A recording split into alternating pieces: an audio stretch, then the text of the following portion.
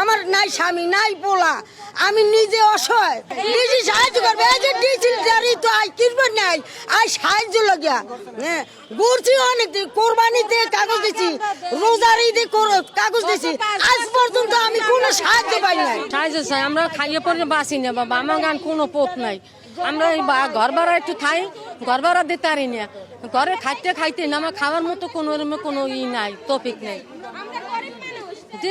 হেদার তো আমাকে মালায়, আমরা তো পাই না, সাহায্য আমার করবে না, সবাই যেতে আমরা পাবো না, আমার তো দেওয়া উচিত, আমার তো কিছুই আমরা পাই না। ভালো দেখো স্বামী আছে খাডই হেরা পায়, আর আমরা রাড়ি মানুষ 3টা মাইয়া লইয়া ইট ব্যাংকে খাই।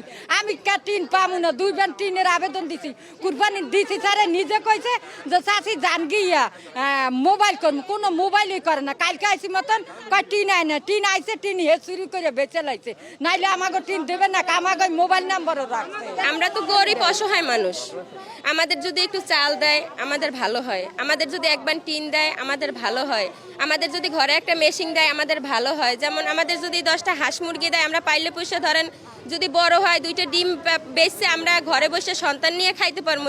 এই জন্য আমরা এখানে আসছি। আমরা গরিব মানুষ, যদি আমাদের সাহায্য করে তাহলে আমাদের ভালো হয়।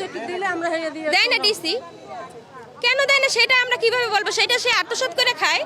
এই যে বললাম এর আগে যে ডিসি আসছে, মানে আগে যে ডিসি ছিল আমরা কম বেশি খাইছি, কিন্তু এই যে নগদের ডিসি যে আসছে, আমরা ওই ডিসির মানে আসার পরে আমরা কোনো কিছুই পাইনি।